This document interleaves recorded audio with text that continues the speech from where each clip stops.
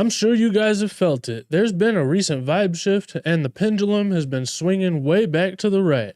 It looks like people are becoming more and more pro-freedom, and they're starting to push back against the woke narratives that have been controlling the national sentiment for the past 10 years or more.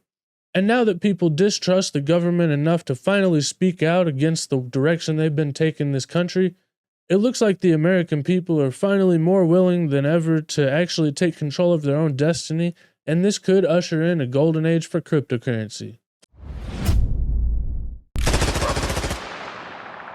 I've been excited about the president's embrace of crypto, and I think it fits very well with the Republican Party, the ethos of crypto's about freedom, and the crypto economy is here to stay.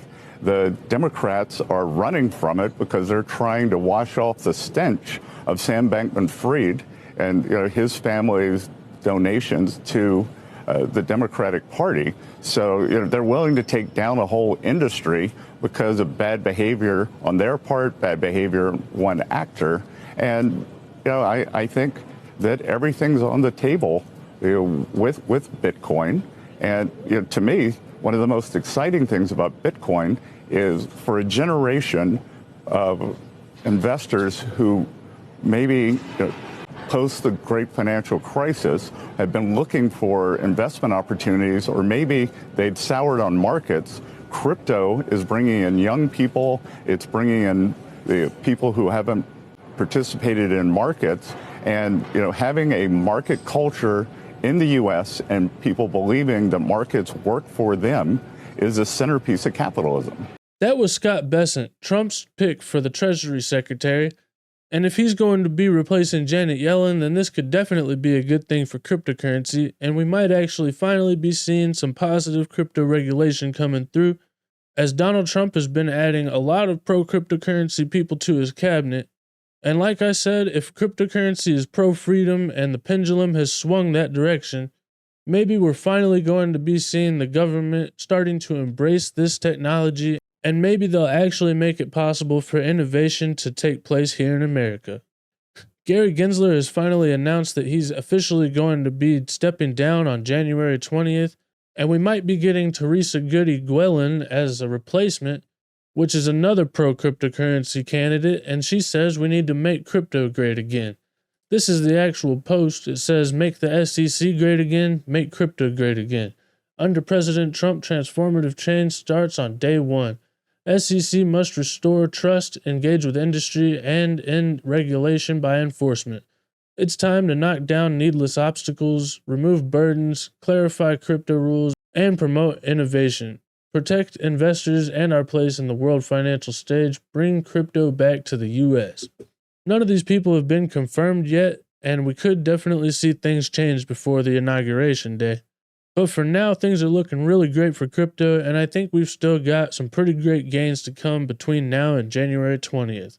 But even if we don't get these people confirmed and we get some people who are just a little bit less pro-crypto, it's going to still be a lot better than what we're replacing, because Gary Gensler and Elizabeth Warren have been waging an anti-crypto war, and like Scott Bessent said, the Democrats have been trying to distance themselves from the crypto community since the whole Sam Bankman-Fried debacle, and with Republicans now supposedly representing freedom, hopefully they are going to be pushing for innovation in this space.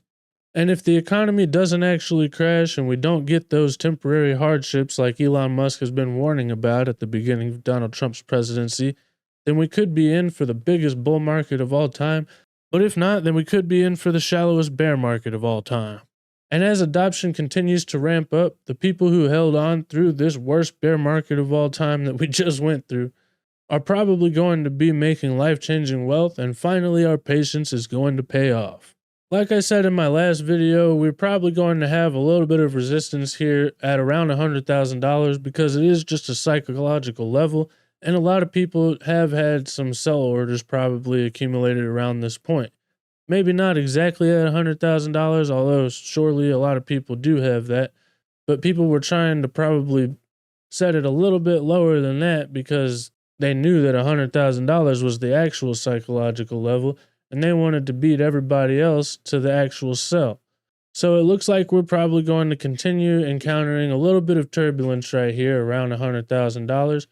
But once we break above that, I don't think there's going to be as many sell orders between there and like $120,000 or so. And after we do get through this turbulence, it might just be clear skies ahead. In the meantime, though, we could have a retracement down here to a previous level of resistance, like around $92,000 at the worst, in my opinion. Of course, it could always go a little bit lower than that, but unless we make a lower high and a lower low or something, we're still in an uptrend, and usually these levels of previous resistance are going to be turned into support, and we don't have to get down that low. We could just come down for a little flash crash to like 95,000 or something. But I think any dips are probably going to be getting bought up pretty quickly right before we start ripping again. Speaking of ripping again, last night we saw Dogecoin get all the way up to about 47, almost 48 cents. And right now it has had a little bit of a retracement, but it looks like it is turning those previous levels of resistance into support. And as soon as Bitcoin can continue to the upside, I think Dogecoin is going to start ripping pretty hard. And once the original meme coin blasts off, we're probably going to be seeing a lot of people rush into other meme coins, and that could be the beginning of the altcoin season we've all been waiting on as well. Things are starting to heat up, but like I've said, it doesn't go up in a straight line forever, and we are going to be seeing some retracements along the way. And taking Dogecoin, for example, it did have about a 24% pump last night, but the retracements are pretty fast and brutal, and it did dump a whole 12% in the next 6 hours. So just hold on, because it's going to be a pretty bumpy ride, but it's a ride you're probably not going to want to miss. So make sure that you hit that like and subscribe button so you can stay updated with all of the crypto news along the way.